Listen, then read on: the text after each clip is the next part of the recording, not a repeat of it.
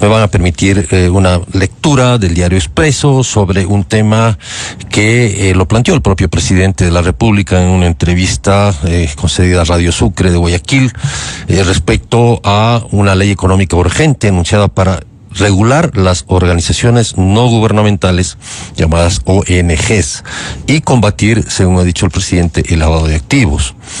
Dijo que enviaría un proyecto de ley económica urgente para controlar el financiamiento de las organizaciones sin fines de lucro. Con esta normativa denominada Ley de Fundaciones, el Estado buscará impedir que el dinero ilícito financie a estas organizaciones o a las organizaciones no gubernamentales internacionales. De acuerdo con sus declaraciones, estos dineros han sido utilizados para financiar desestabilizar al gobierno. Además, estos dineros han impulsado, Sijo Novoa, la minería ilegal, la criminalidad. Comillas, nosotros no podemos permitir esto. Esta nueva normativa combatiría la inseguridad, la minería ilegal y los que quieran desestabilizar de una manera ilegal al Estado. También dijo que algunas fundaciones han sido utilizadas para financiar a organizaciones narcoterroristas como vehículo de lavado, por lo que solo estas organizaciones que reciben estos dineros deben preocuparse, no los que ayudan, porque podría explicar de dónde proviene su financiamiento. Un tema delicado, un tema que tiene antecedentes complejos porque es una ley que emitió el sátrapa que gobierna Nicaragua, Daniel Ortega, y también es una ley que aplica el señor Bukele en El Salvador y que genera una serie de problemas por la accionar, ¿no es cierto?, sobre todo de la sociedad civil. Estamos en primera instancia con Mauricio Alarcón, director de la Fundación Ciudadanía y Desarrollo. Mauricio, muy buenos días. Juan Carlos, buen día, un saludo para ti, para la audiencia de Exa y Democracia. Así que, Mauricio Alarcón, ¿está usted preocupado o no con esta? En lo absoluto, por las declaraciones del presidente. Pues las organizaciones que además recibimos recursos a través del sistema financiero de cooperación internacional, rendimos cuentas, pasamos procesos de auditoría y no tememos a los controles. Mira que Ciudadanía y Desarrollo incluso forma parte de una coalición mundial que promueve la transparencia y la rendición de cuentas de nuestro tercer sector, porque coincidiré con el presidente en el sentido de que si el narcotráfico y el crimen organizado han llegado a permear hasta la justicia ecuatoriana, es altamente probable que también lo hayan hecho a ciertas organizaciones de la sociedad civil o incluso, como llegamos a conocer meses y años atrás, Juan Carlos, tú recordarás, tenían hasta sus propias organizaciones. Lo que sorprende, y hay que estar muy atentos, es que con la normativa actual no haya actuado la institucionalidad ecuatoriana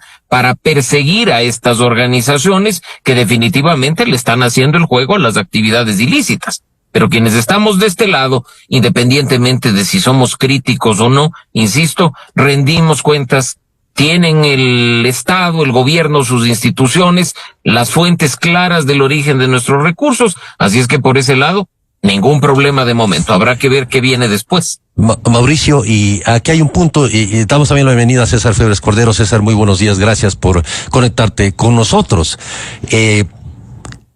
Las ONGs en general son controladas por el propio Estado. Es decir, sí, los ministerios son los que controlan una ONG que trabaja en educación, lo controla el Ministerio de Educación. Y así, digamos, ¿cómo puede decir ahora el Estado que se han infiltrado, es decir, no han controlado bien? Definitivamente desde hace mucho tiempo el Estado se ha encargado de la supervisión, Juan Carlos, más que control formalmente hablando, de las organizaciones. Mira que incluso ya es más de una década que está en vigencia ese sistema único de información que le permite al Estado y a las instituciones saber qué organizaciones hay, cuáles están activas, quiénes forman parte de su directiva, qué actividades se realiza y demás cuestiones. Entonces, de nuevo, sí, yo espero, no dudo, pero espero que el Estado ya haya hecho su trabajo con la normativa vigente y que la que está por venir refuerce ese trabajo de depuración de las que están actuando por fuera de la ley y no se convierta, como tú decías desde el inicio, en un instrumento similar al que lamentablemente se viene aplicando en Nicaragua o en El Salvador y que ha servido en otros países como en Paraguay y en Perú como un método de amenaza y de intimidación a aquellas organizaciones críticas, ¿no? La sociedad civil está para ser crítica, está para ser propositiva, está para hacer acciones de beneficencia, pero también está para control social, para participación ciudadana. Entonces creo que hay que estar muy atentos al proyecto que venga, que si va en la línea de lo dicho por el presidente en su entrevista el día de ayer, creo que la mayoría indiscutiblemente la vamos a apoyar. Pero si tiene cuestiones como las que ya vivimos en un decreto emitido por el correísmo, recordarás tú el decreto 16, creo que sin duda no solo nosotros levantaremos las alertas del caso, sino también instituciones internacionales, no organizaciones, sino las relatorías del sistema interamericano, de Naciones Unidas, que siempre están velando por estos temas, no solo en nuestro país, sino en el mundo entero. Gracias, Mauricio. Damos paso a César Febres Cordero. El presidente ha dicho, César, entre comillas, bastante llanto, ahora vendrá bastante llanto de los grupos que siempre lloran. Digamos que tal vez impropia una visión de esta naturaleza, unas palabras. Sin embargo, es un tema que, como dice Mauricio, puede traer problemas. Ya tenemos antecedentes en América Latina. O sea, lo primero que de alguna manera quienes buscan quizá un control más efectivo o diríamos total y hasta perverso de la sociedad civil, aplican este tipo de leyes. ¿Qué se puede esperar de este gobierno en ese sentido, César? Bueno, antes que nada, muchas gracias, Juan Carlos, por la invitación. Un placer compartir este espacio con Mauricio y un saludo para toda su distinguida audiencia. Yo creo que hay razones para preocuparse. Primero, porque esto es Latinoamérica. Segundo, porque esto es el Ecuador.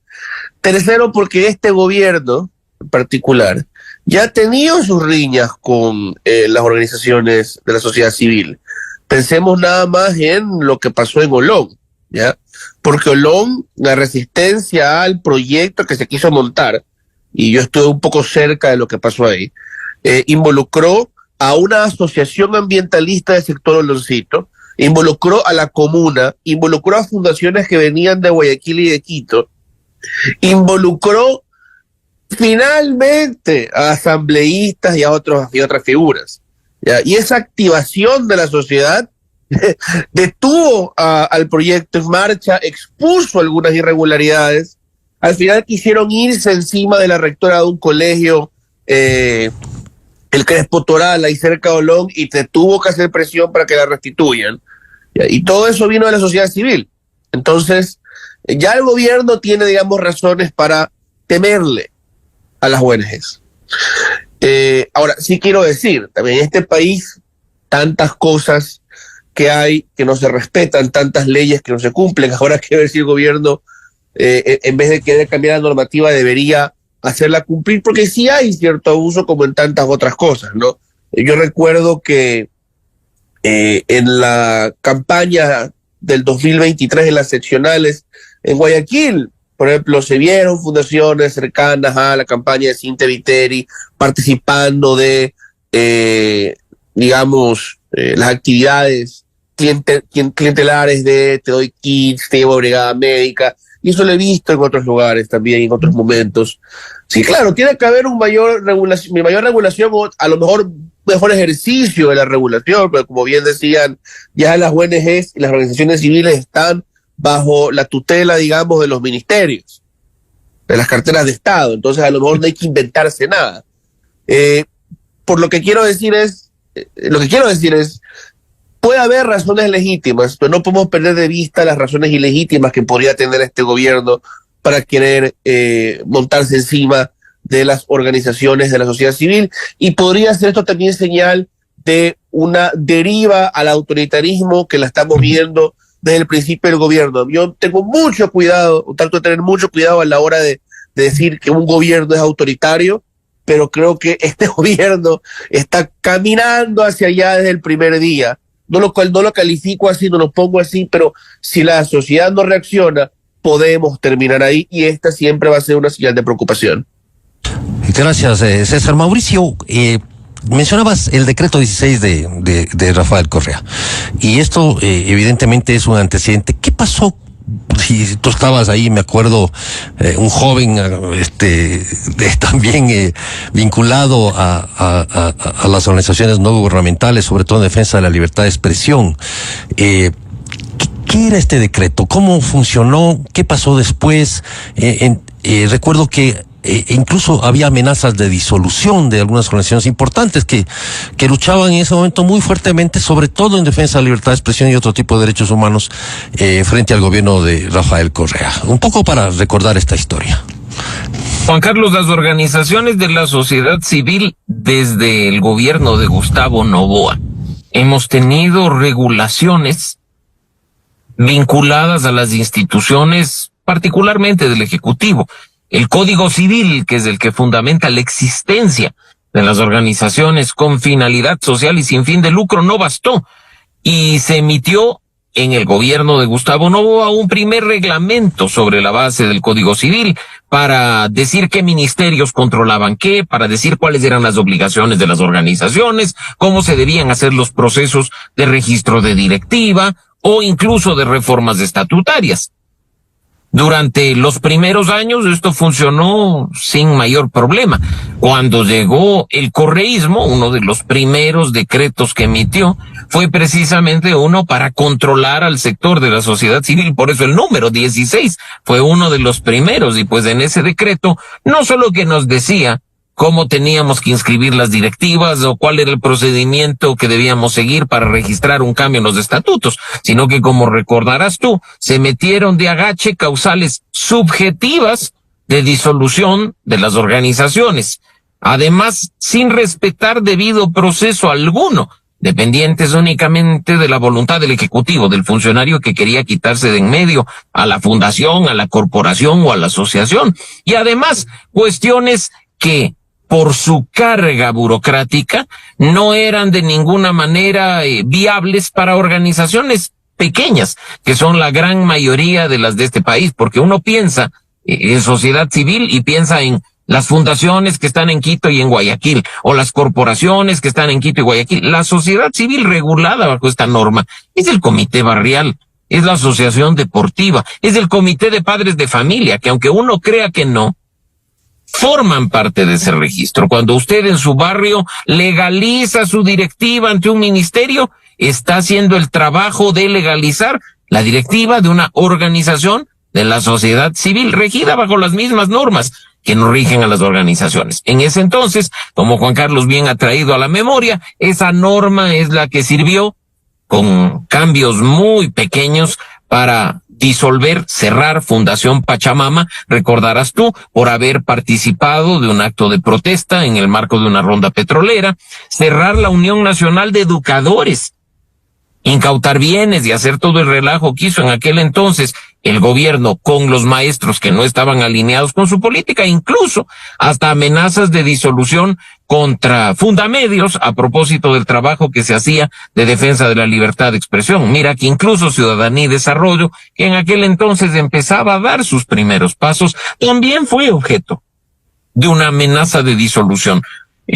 Procesos irregulares, procesos anómalos, porque esa norma terminó convirtiéndose, Juan Carlos, César y amigos, en simplemente un instrumento subjetivo para que el poder persiga a quienes eran críticos. Yo espero, y tú recordarás que también hemos promovido una ley de defensa de la libertad de asociación, que sea una ley en ese camino de la garantía de un derecho, y no un instrumento que, elevado a rango legal, termine siendo lo mismo que en otras ocasiones ya en nuestro país ha servido. Gracias, Mauricio. César, estamos con César también Febres Cordero, desde Guayaquil. César, el tema aquí, ¿no será que está apuntando a eso? O sea, de pronto hay un proyecto en general de la minería, hay un proyecto en el tema ambiental que puede afectar el medio ambiente. ¿No será en el fondo la intención de impedir la acción y el trabajo de organizaciones que precisamente en el ejemplo que daba Mauricio, un ejemplo histórico, se pueda tener porque las asociaciones ambientalistas, etcétera, etcétera, entre comillas, se han convertido en un estorbo, entre comillas, para estas políticas, ¿no es cierto?, de extractivismo en el Ecuador, y de alguna manera tener vía libre para otro tipo de actividades. De acuerdo, y de muchas maneras, ¿no? No solamente pensemos en estas organizaciones ambientales que logran alcanzar a la prensa nacional e internacional denunciando, que logran organizar a las comunidades en sectores rurales para protestar muchas veces de manera pacífica, para hacerse escuchar en los procesos de socialización de los proyectos, para exigir que haya una consulta ambiental bien hecha. También estamos hablando de organizaciones que pueden y muchas veces van hacia la Corte Constitucional, reclaman y dicen, esto no está bien, detengan esto. Y no malo solo temas ambientales en general.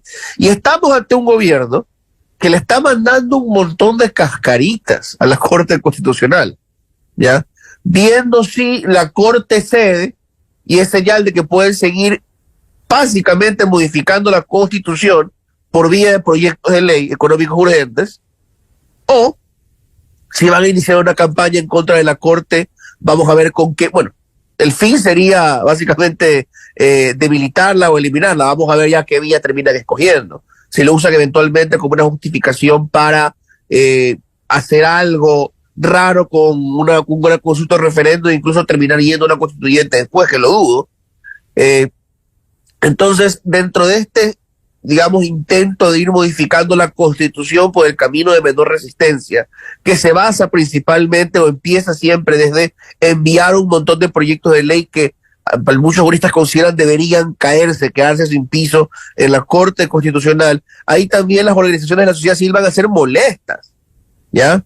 Sobre todo las que están integradas por juristas o tienen acceso a patrocinadores en lo jurídico, que van a estar a gusto a la hora de ir a la Corte y reclamar por cosas que consideran ajenas a la Constitución o, digamos, a los estándares fundamentales de derechos humanos a los que nos suscribimos, ¿no? A los instrumentos internacionales. Entonces, sí, dentro de las estrategias del gobierno en lo económico, estamos hablando de la expansión minera, y en lo que refiere a la seguridad y el cambio jurídico en el país y el cambio político en el país, que son todas estas leyes que están metiendo express, pues las organizaciones de la sociedad civil van a ser molestas, porque deben ser molestas, es parte del funcionamiento de la sociedad moderna, y ese gobierno, por supuesto, no le va a gustar. Y por ahí también puede venir el intento de regular. Y ya hemos visto, digamos, en este país y en otros, cómo se señala siempre a las organizaciones de la sociedad civil, y se las pinta como que si fueran parte de una gran conspiración. Si gobierna la izquierda en Latinoamérica, estos son financiados por la CIA. Si gobierna la derecha en Latinoamérica, es George Soros, son los narcotraficantes. Entonces, también por ahí va a ir, pero probablemente va a querer este gobierno, como otros, no solamente el mazo retórico, sino el mazo jurídico. César, durante la entrevista en Radio Sucre, el presidente Noboa dijo que este nuevo proyecto económico urgente se plantea también, entre las otras razones que ya he mencionado, comillas, se usan fundaciones y organizaciones sin fines de lucro, ONGs internacionales, para ingresar dinero y desestabilizar al país, sin ningún tipo de control. Digamos que ahí plantea una acusación muy grave que supongo el presidente tiene evidencias sobre esto, pero no dejamos de recordar las acusaciones que se dieron, sobre todo cuando estuvo los levantamientos indígenas en el 2019, octubre del 2019, y en junio del 2022, precisamente se acusó a que las organizaciones que se levantaron con AIE y otras habían sido sujetos de financiamiento para esta desestabilización. ¿Cómo miras tú esta postura? Y es que, a ver, ahí el tema no son los fondos que vienen desde afuera, porque las organizaciones en el exterior, pues, sobre todo ambientalistas, en defensa de los derechos de los pueblos, que son temas muy populares en países liberales, que es la mayoría del primer mundo, que el liberalismo está pasando por cierta crisis, pues ven una organización indígena, la apoyan. Yo creo que muchas veces no hay una operación mucho más complicada que esa en la intención. Luego los trámites son más complicados y bien regulados en el país de origen, probablemente mejor regulados que acá, y se entendería que también regulados en el Ecuador. El problema es que hay ciertas organizaciones que pues pueden excederse, pero entonces en ese caso lo que habría que ver es quiénes lo hacen. ¿Qué activistas están participando ya de protestas realmente violentas? Y para eso también tienes, y por supuesto va a ser controversial, la justicia penal. Pero ¿por qué buscarle la quinta pata al gato? ¿Y por qué ignorar que ya existen normativas en este país, como decía, mucho más fuertes en los países de origen? Yo creo que no vamos a encontrar realmente pruebas de ese orden, porque es un discurso repetido en Venezuela, en Hungría, en México, ¿ya? Y lo hemos escuchado en Ecuador y lo estamos volviendo a escuchar en Ecuador.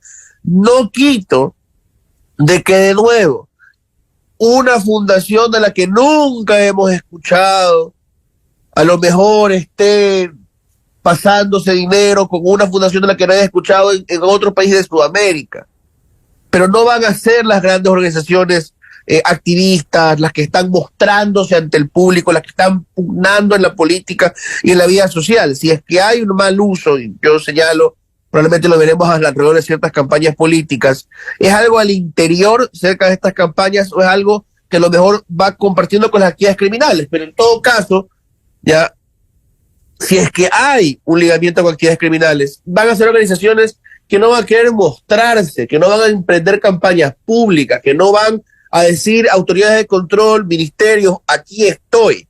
Van a querer esconderse. Y lo que me preocupa es que las intenciones de los gobiernos siempre son perseguir a los que van a la palestra pública sin ningún miedo, sin nada que esconder, a decir, yo estoy en contra de este proyecto minero, o yo estoy a favor de esta iniciativa social, o yo considero que este proyecto de ley es inconstitucional. Esa gente no tiene financiamiento oscuro porque se pone frente a las luminarias. Entonces, me preocupa que a lo mejor encontraran que nada tenga que ver para perseguir a organizaciones de sociedad civil que actúan de forma legítima. Pero, como le digo, las que realmente actúan de forma legítima, las que tienen verdaderos lazos de primer orden con organizaciones del primer mundo, pues estas no van a exponerse por su naturaleza a algo irregular. Obtienen fondos de países que están, digamos, mejor regulados que el nuestro, y no creo que a ese nivel el gobierno tenga prueba de algo. Gracias, César. Vamos, para dar paso luego a Mauricio Alarcón sobre su comentario respecto a esta pregunta, a escuchar al presidente de la República en esas declaraciones. En el Ecuador se usan fundaciones sin fines de lucro, ONGs internacionales, para ingresar dinero y desestabilizar el país, sin ningún tipo de control de la UAFE, sin ningún tipo de control financiero. Entonces se ha vuelto un mecanismo que impulsa la criminalidad, que impulsa la minería ilegal, y nosotros no podemos permitir eso de ahí. Y es un proyecto económico urgente, no solo en lo económico, sino también para combatir la inseguridad, para combatir la minería ilegal y para combatir a las personas que quieren desestabilizar de una manera ilegal al Estado. El presidente ha dicho palabras gruesas: desestabilización, minería ilegal, narcotráfico, crimen organizado. Mauricio, ¿cuál es tu visión de esto respecto a lo que mencionaba César Febres Cordero? Habla de ONGs internacionales también, etcétera, etcétera. ¿Tendría razón el presidente en el sentido de que sí, efectivamente podrían usarse fundaciones como plataforma política, ¿no es cierto?, en procesos de desestabilización? En el ejemplo que les mencioné anteriormente, que hubo estas acusaciones, no hubo prueba alguna al final del día, tampoco investigación, pero de hecho podría generarse una situación parecida. Juan Carlos, a mí lo que me preocupa incluso es que el anuncio del presidente el día de ayer haya puesto sobre aviso a esas organizaciones que saben están cometiendo actos ilegales o están ingresando dineros de la manera indebida. Las instituciones deberían haber actuado. Me preocupa que el presidente diga que se ingresa dinero sin controles, cuando creo que quienes estamos en este sector haciendo las cosas, insisto, con transparencia y cumpliendo con la ley, sabemos que absolutamente todo lo que ingresa es objeto de un primer control en las instituciones del sistema financiero nacional, que además cruza información y entrega información a la UAFE, al Servicio de Rentas Internas y a las instituciones vinculadas a estos temas. Entonces, yo te digo, yo tengo preocupación por lo señalado el día de ayer por el presidente, en el sentido de que algo está fallando entonces en las instituciones, porque no puede ser posible que se ingrese dinero de la forma en la que el presidente ha señalado. Eso es terrible. Y si va apuntando de nuevo a financiar a grupos de delincuencia organizada o a financiar actividades paralelas al narcotráfico, se tiene que actuar como la legislación vigente manda, y César ya lo decía, con el Código Orgánico Integral Penal, porque estamos hablando que también son actos delincuenciales, ilícitos, que son conductas sancionables bajo los tipos penales vigentes. Entonces yo creo que hay que estar muy atentos a este tema, de nuevo, porque además, si el gobierno ya tiene identificado esto, que no es la primera vez que lo dice, lo dijo también el año pasado, recordarán ustedes, cuando desde la Secretaría de Integridad se promovió una política de integridad para el tercer sector, se decía exactamente lo mismo. Quiere decir que ha pasado el tiempo y no se ha actuado. Así es que más bien acá creo, como ya lo decía César, que aquellos que estamos hasta con información en nuestras páginas web respecto de quiénes son nuestros cooperantes que además cooperan con las instituciones del Estado, debemos trabajar en equipo para que no se estigmatice al tercer sector, sino que efectivamente se lo depure de esos malos elementos que, cometiendo actos ilícitos, deben asumir las consecuencias de sus actos. Yo creo que la intención está ahí, y de nuevo, hasta no ver el proyecto de ley es muy difícil decir qué es lo que se pretende. No obstante, espero que no sea un proyecto en línea con aquellos que en la región siguen apareciendo. Nicaragua, El Salvador, Perú, Paraguay, lo único que han servido en esos países, las normas aprobadas, además de forma bastante acelerada, como sería el caso ecuatoriano, es para tratar de silenciar voces críticas, como sucedió con el decreto 16 en la época de Correa, o incluso poner a ciertas organizaciones con tal carga de trabajo para entrega de información y de documentos que más bien se dediquen a entregar papeles al Estado en lugar de dedicarse a hacer participación ciudadana, control social o defensa de derechos, ¿no? Creo que acá empieza una discusión lamentablemente muy corta, porque al ser un proyecto económico urgente, que no dudo sea aprobado por el CAL, a pesar de cualquier observación que se haga al respecto, tendrá apenas 30 días. Y en ese espacio va a ser muy difícil el que incluso ciertos actores que queramos aportar para que el país cuente con una buena norma podamos participar efectivamente o sean tenidos en cuenta de forma especial nuestros aportes. Gracias, Mauricio. César, tal vez el presidente no está pisando demasiados callos con esto, digamos, ya con las otras 3 leyes urgentes que ha acumulado cerca de 26 ingresos, digamos, de cuestionamientos de medidas de inconstitucionalidad en la Corte Constitucional. Esta es una nueva frente que se podría estar abriendo el presidente, quizá innecesariamente. Es un nuevo frente, ya, pero también es un gobierno que creo que en general se siente confiado.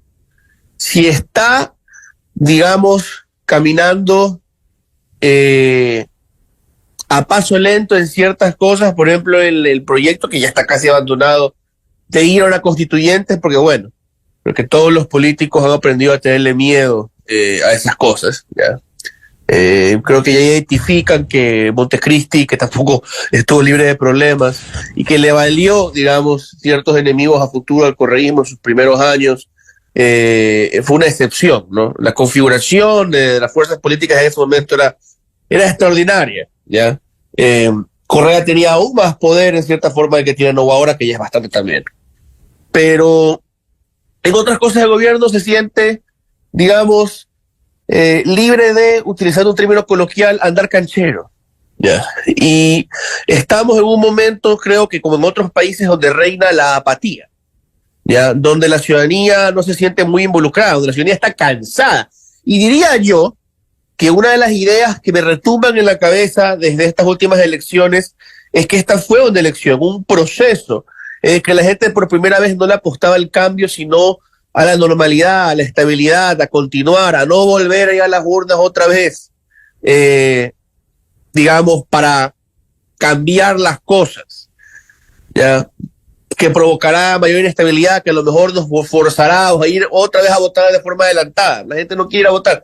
Miren la cantidad de procesos que hemos ido entre consultas y referéndums, elecciones anticipadas y las elecciones ordinarias en estos últimos años. Entonces, yo creo que esa apatía continúa ahora fuera del ámbito electoral, en el trabajo del día a día de los políticos y los activistas y de los comunicadores. Y tenemos que combatir contra eso, digo yo, a mediano y a largo plazo, por la salud de la democracia. Pero en el corto plazo, pues el gobierno está en condiciones de pasar un montón de proyectos de ley y salirse con la suya. Ahora, al igual que el correísmo en Montecristi, que se fue peleando con ambientalistas, que se fue peleando con la izquierda, digamos, la costista, ¿no? Y que eso le valió rompimientos, fricciones, 1, 2, 3 años después, ¿ya? A lo mejor este gobierno está sembrando la tormenta, ¿no? A lo mejor se está ganando enemigos que en un momento de debilidad en 2, 3 años podrían ser amigos, pero no lo serán, y más bien actuarán en contra del gobierno con legítimas razones y a través de herramientas totalmente legales, digo, ¿no? O sea, simplemente se distanciará de distintos actores, se ganará la desconfianza de muchos otros, pero yo no creo que el gobierno vaya a pagar las cuentas de esto muy temprano, porque está en un momento en el que sus partidos, organizaciones políticas rivales están en franca desorganización. Ya, la única fuerza política dura es el correísmo, y miren la carta que salió filtrada ayer, que a lo mejor no termina en nada, pero es un muy mal síntoma. Ya, entonces, ese es un gobierno que se siente confiado. Y aprovecho también, digamos, para señalar algo que me quedé pensando en las respuestas de Mauricio, que me parece importante. Una queja que uno escucha mucho en este país y en otros, creo que tiene algo de verdad, es que hay organizaciones sociales que le dedican demasiado personal, demasiado tiempo y recursos al papeleo y los trámites, ¿ya? Lo que van a hacer con una reforma es generar eso en el Ecuador, o empeorarlo. Obligar a las organizaciones civiles a no tener suficiente personal en la investigación y la acción, sino en papeleo y cumplimiento. ¿Para qué? ¿Ya? Y segundo, muchas veces la autorregulación es ignorada, pero es importantísima. De nuevo, como decía también antes, por parte de organizaciones que presentan a todos sus partners, que tienen toda la información pública en sus redes, porque se los exigen muchas veces actores internacionales que los apoyen en el primer mundo. Pero también pensemos en lo que pasó hace poco con Fundamedios. Hicieron un proyecto interesante hace unos meses, publicaron a la gente de Cooperó, salió un medio de prensa guayaqueño a decir: yo no fui parte de esto, por favor sáquenme ese comunicado. Eso es una autorregulación dentro de la sociedad civil. Un actor le dice al otro: no estoy de acuerdo, todo de frente, si quiere algo irregular, por favor vengan e investiguen. ¿Ya? La gente que realmente está en algo perverso, no digo que la gente que comete errores, que la cometen todos, la gente que está en algo verdaderamente perverso, no sale en público a tener estas discusiones, ya no publica quiénes son sus socios y le permite a uno de esos decir: yo no estuve involucrado. Entonces, ya, eso creo que siempre es importante remarcar. Gracias, César.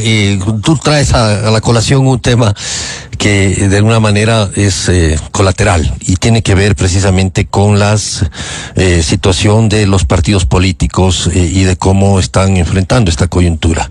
Evidentemente el presidente, tú lo has mencionado, tiene cancha, tiene, digamos que la cancha inclinada por ahora respecto a todas las iniciativas que busque sostener, es parte del consenso nacional en este momento.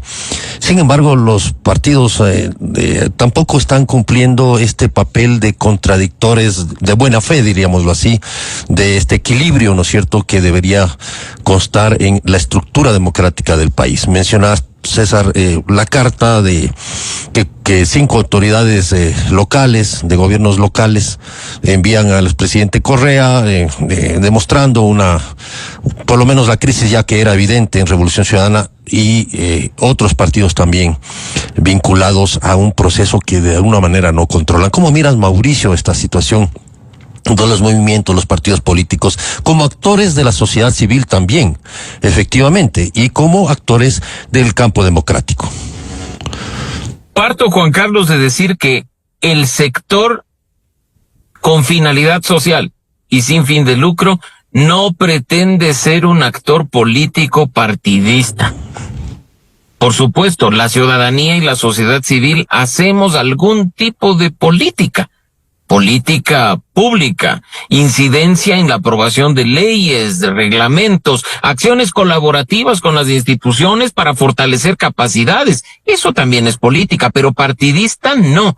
El rol partidista les corresponde a las organizaciones políticas y ellas son las que bajo incluso un estatuto de la oposición deben enfrentar político-partidistamente hablando al gobierno, al ejecutivo, a sus políticas, planteándonos a nosotros los ciudadanos una alternativa.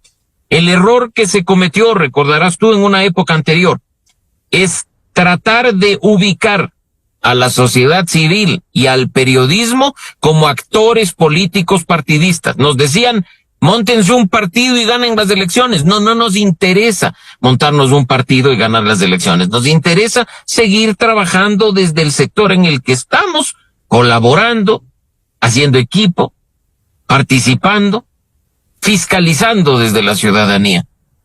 Que los partidos y movimientos hagan lo que les corresponde, bajo su propia norma y bajo sus reglas de juego. Y en el país, lamentablemente, las organizaciones políticas han fallado, no solo porque en el último proceso electoral fracasaron estrepitosamente y muchas de ellas ni siquiera lograron una representación al interior del legislativo, sino incluso porque aquellas que llegaron, y tú has mencionado lo sucedido, en una condición de desventaja no vista en periodos anteriores, ni siquiera saben cómo ser oposición.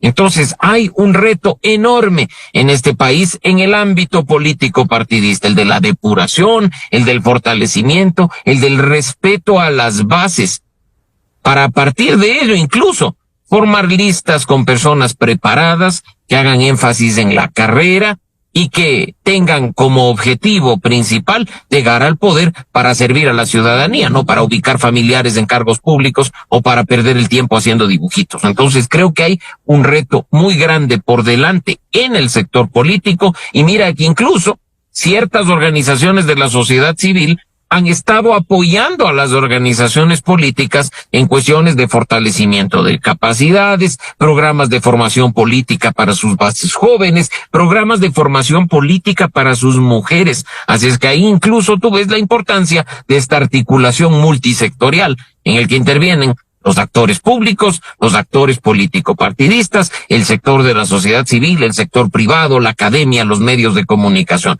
Estos esfuerzos colaborativos son los que permiten que una sociedad evolucione y salga efectivamente adelante. Gracias, Mauricio.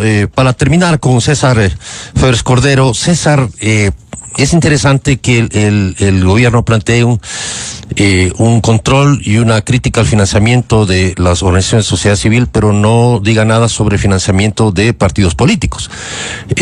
Digamos, hay un proceso de reforma constitucional para quitar el financiamiento estatal a la acción partidaria, este fondo partidario.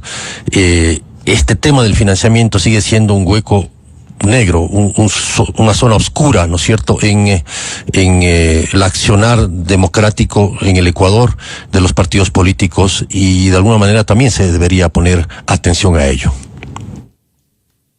De acuerdo, de hecho, ese tema que usted menciona, ¿no?, el financiamiento de los partidos y la reforma que está ahorita en trámite en la Asamblea Nacional, a mí me provoca, debo confesar, una cierta risa nerviosa cuando me acuerdo del tema.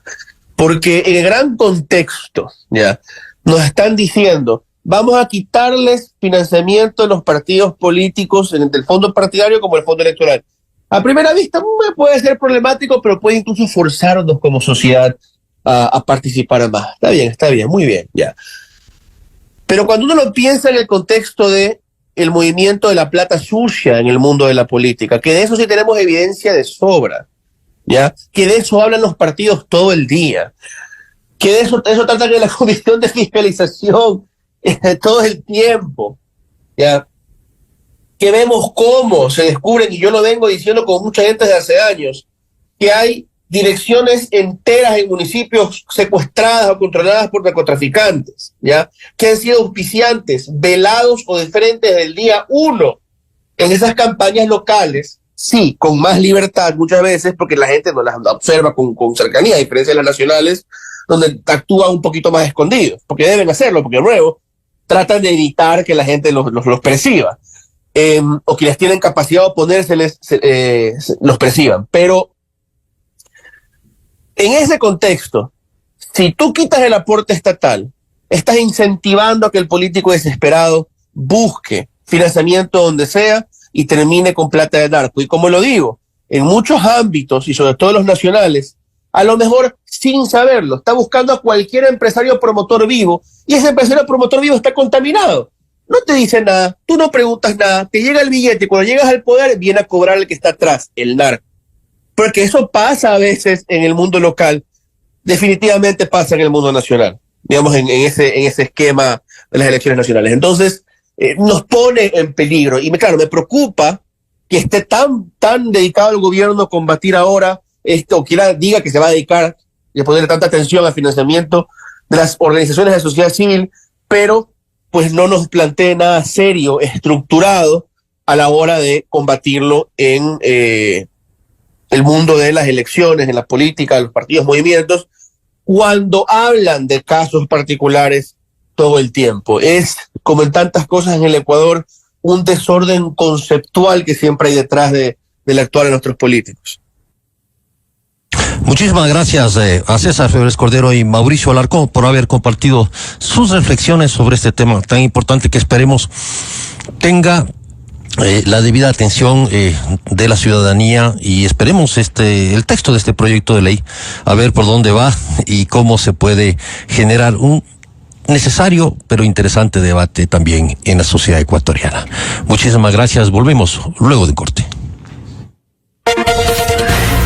Desde 1984 con Gonzalo Rosero, la revista de opinión Democracia. Siempre líderes, siempre confiables. Enseguida regresa a la búsqueda de la verdad.